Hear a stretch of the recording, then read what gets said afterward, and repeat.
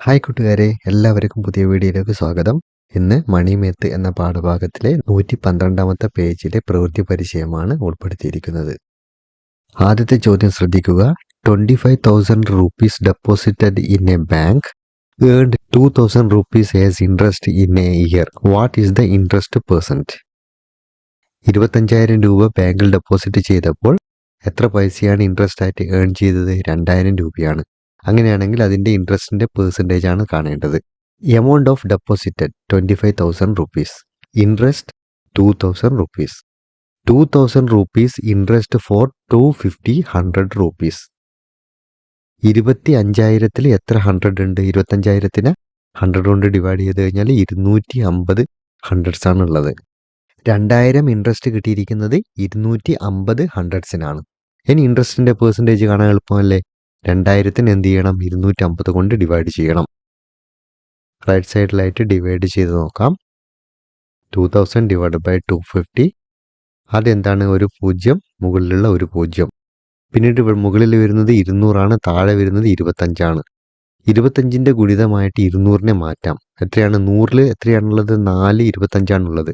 അപ്പോൾ 200ൽ 8 25 ഉണ്ടാവും. അപ്പോൾ നമുക്ക് 8 × 25 എന്ന് മാറ്റി എഴുതാം 200നെ.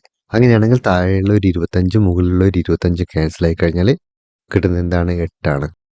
അപ്പോൾ എന്തായിരിക്കും? 8% ആയിരിക്കും അയാൾക്ക് ഇൻട്രസ്റ്റ് ആയിട്ട് കിട്ടുന്നത്. ഇവിടെ 250 ആയതുകൊണ്ട് നമുക്ക് ഡയറക്റ്റ് പറയാം 100ന് 8 രൂപയാണ് കിട്ടുന്നത്. ഓരോ 100 rupeesനും 8 രൂപയാണ് കിട്ടുന്നത്. ഇനി ഈ ഒരു ചോദ്യം നമുക്ക് വളരെ പെട്ടെന്ന് തന്നെ കണ്ടുപിടിക്കാൻ എന്താണ് ചെയ്യേണ്ടതെന്ന് നോക്കാം. എമൗണ്ട് ഓഫ് ഡെപ്പോസിറ്റ് എത്രയാണ്? 25,000 rupees ആണ്. ഇൻട്രസ്റ്റ് വരുന്നത് 2,000 ആണ്. അപ്പോൾ പേഴ്സൻറ്റേജ് കാണാൻ വേണ്ടിയിട്ട് പേഴ്സൻറ്റേജ് എഴുതാം. എത്രയാണെന്ന് കാണാൻ വേണ്ടിയിട്ട് നമ്മൾ എന്താണ് ചെയ്യേണ്ടത്? 2,000 ആണ് നമ്മുടെ ഇൻട്രസ്റ്റ് റേറ്റ്. അതിൻ്റെ കൂടെ എന്ത് ചെയ്യാം? 100 ഗുണിക്കുക. ഡിവൈഡഡ് ബൈ എത്രയാണ്? 25,000. ഇതാണ് ഇതിൻ്റെ എളുപ്പ മെത്തേഡ്. ഇവിടെയുള്ള 3 0, ഇവിടെയുള്ള 3 0 ക്യാൻസലായി. ഇവിടെ ബാക്കി വരുന്നത് എന്താണ്? 2 × 100 ഡിവൈഡ് ബൈ 25 ആണ്.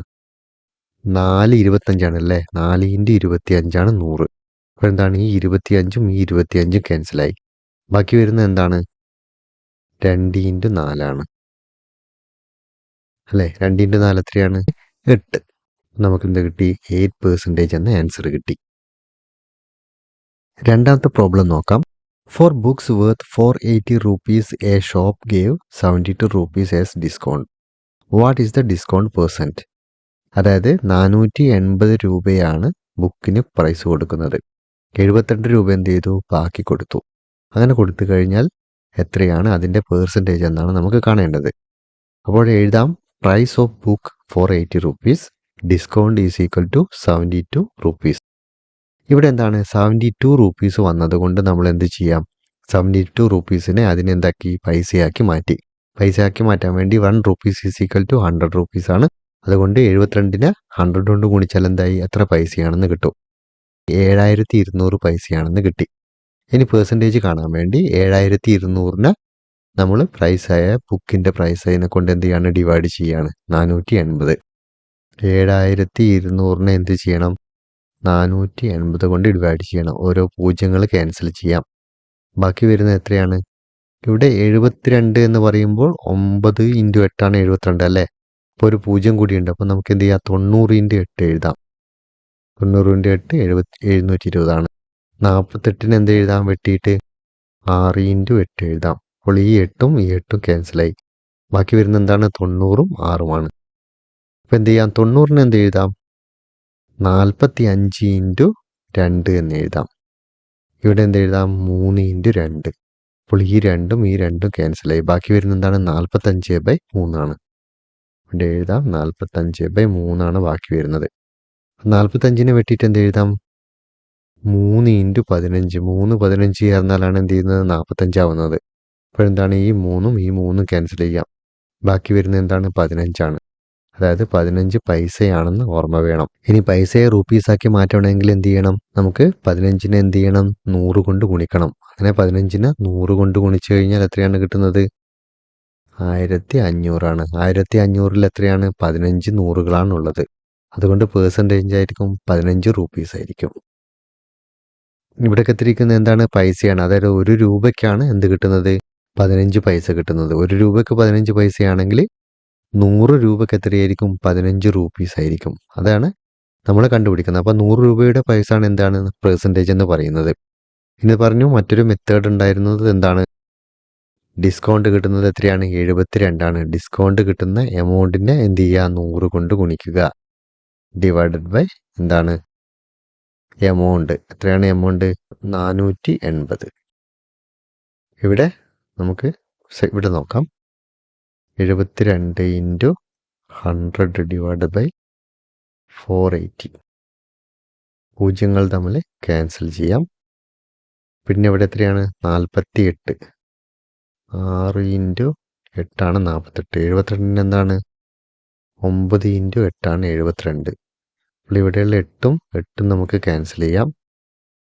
ബാക്കി വരുന്നത് 9 ഇൻറ്റു 10 ഡിവൈഡഡ് ബൈ 6 അല്ലേ? 6നെ 3 ഇൻറ്റു 2 എന്ന് എഴുതാം. 9നെ എന്ത് ചെയ്യാം? 3 ഇൻറ്റു 3 എന്ന് എഴുതാം. അപ്പോൾ എന്താണ്? ഇവിടെയുള്ള 3ഉം ഇവിടെയുള്ള 3 ക്യാൻസലായി. ബാക്കി വരുന്നത് എന്താണ്? 3 ഇൻറ്റു 10. 3 ഇൻറ്റു 10 എന്ന് പറഞ്ഞാൽ എന്താണ്? 30.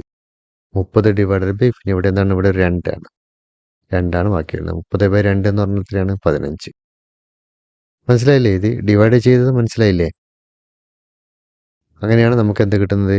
15% കിട്ടുന്നത്. ഇവിടെ എന്താണ്? നമുക്ക് പെർസെൻറ്റേജ് ഡയറക്റ്റ് ആയിട്ട് കിട്ടുന്നുണ്ട്. ഇവിടെ നമ്മൾ എന്താണ് ചെയ്തത്?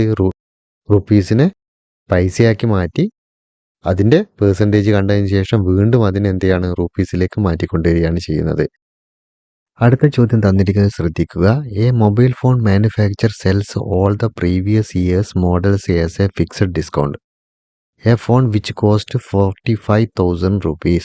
45,000 rupees earlier is now sold for 37,800 rupees. അതായത് ഒരു മൊബൈൽ ഫോൺ കമ്പനി 45,000 ഫോൺ ഇപ്പം വിൽക്കുന്നത് 37,800 അപ്പം നമുക്ക് അതിൽ നിന്ന് മനസ്സിലാകും 45,000 നിന്ന് 37,800 കുറച്ച് കഴിഞ്ഞാൽ എത്ര ഡിസ്കൗണ്ടാണ് നമുക്കിപ്പോൾ കിട്ടിയത്. Price of mobile is equal to 45,000 rupees. Current price is 37,800 rupees. Discount എത്രയാണ്? 45,000 നിന്ന് എന്ത് ചെയ്യണം? 37,800 rupees കുറയ്ക്കണം. അങ്ങനെ കുറച്ചപ്പോൾ കിട്ടുന്നത് 7,200 rupees ആണ്. അപ്പോൾ നമുക്ക് ഡിസ്കൗണ്ട് എമൗണ്ട് കിട്ടിക്കഴിഞ്ഞു. ഇനി എന്താണ് കാണേണ്ടത്? പെർസെൻറ്റേജ് ആണ് കാണേണ്ടത്. അങ്ങനെ കാണാൻ വേണ്ടി ഇവിടെ നമുക്കറിയാം 100ൻ്റെ ഗുണിതങ്ങളായിട്ടാണ് വരുന്നത് അല്ലേ? അപ്പോൾ എന്ത് ചെയ്യാം? 45,000 നമുക്ക് എന്ത് ചെയ്യാം? 100 ആക്കി മാറ്റണം. 45,000 100 ആക്കി മാറ്റിക്കഴിഞ്ഞാൽ എത്ര 100 ആണുള്ളത്? 450 ആണുള്ളത് അല്ലേ? അപ്പോൾ എന്ത് ചെയ്യും? 7,200 ഡിവൈഡഡ് ബൈ എന്ത് ചെയ്യണം? 450. സൈഡിൽ ചെയ്ത് നോക്കാം. 7,200 ഡിവൈഡഡ് ബൈ 450. പൂജ്യങ്ങൾ തമ്മിൽ ക്യാൻസൽ ചെയ്യാം. ഇവിടെ 45 എന്ന് പറഞ്ഞാൽ 9 ഇൻറ്റു 5 45. 72 എന്ത് എഴുതാം? 9 ഇൻറ്റു 8 എന്ന് എഴുതാം അല്ലേ? 9 ഇൻറ്റു 8 എന്ത് ചെയ്യുക? ഒരു പൂജ്യങ്ങൾ കൂടി ചേർക്കാം. 9 ഇൻറ്റു 80 ആണ് എന്താണ്? 720. അപ്പോൾ ഈ 9ഉം ഈ 9ഉം ക്യാൻസൽ ചെയ്താൽ ബാക്കി വരുന്നത് എന്താണ്? 80 ബൈ 5 വരുന്നത്. 80നെ നമുക്ക് എന്ത് എഴുതാം? 10 ഇൻറ്റു 8 ആണ് 80 അല്ലേ? 10 ഇൻറ്റു 8 80 തന്നെയാണ്. ഈ 10നെ നമുക്ക് ഒന്നുകൂടെ മാറ്റി എഴുതാം. എന്ത് എഴുതാം? 2 ഇൻറ്റു 5 എന്ന് എഴുതാം. അങ്ങനെയാണെങ്കിൽ ഈ 5ഉം ഈ 5ഉം ക്യാൻസൽ ചെയ്യും. ബാക്കി വരുന്നത് എന്താണ്? 2 ഇൻറ്റു 8 എത്രയാണ് വരുന്നത്? 16. അപ്പോൾ നമുക്ക് എന്ത് കിട്ടി? ഈക്വൽ ടു 16 റുപ്പീസ് എന്ന് കിട്ടി. 16 റുപ്പീസ്, അതായത് 100 റുപ്പീസിനാണ് 16 റുപ്പീസ്. അപ്പോൾ പെർസെൻറ്റേജ് എത്രയായിരിക്കും? 16% ആയിരിക്കും. 7,200 രൂപയാണ് നമുക്ക് ഡിസ്കൗണ്ട് കിട്ടുന്നത്. അപ്പോൾ 7,200 ഇൻറ്റു 100 ഡിവൈഡ് ബൈ എത്രയാണ്? 45,000. ഈ 2 പൂജ്യം, ഈ 2 പൂജ്യം, ഇവിടെയുള്ളൊരു പൂജ്യം, ഇവിടെയുള്ളൊരു പൂജ്യം. 720 ബൈ 45. അത് തന്നെയാണ് ഇവിടെ അല്ലേ? 720 ബൈ 45. അങ്ങനെ ചെയ്ത് കഴിഞ്ഞാൽ എത്രയാണ് കിട്ടുന്നത്? 16 കിട്ടുന്നത്. അപ്പോൾ 16% ആണെന്ന് നമുക്ക് മനസ്സിലാക്കാം.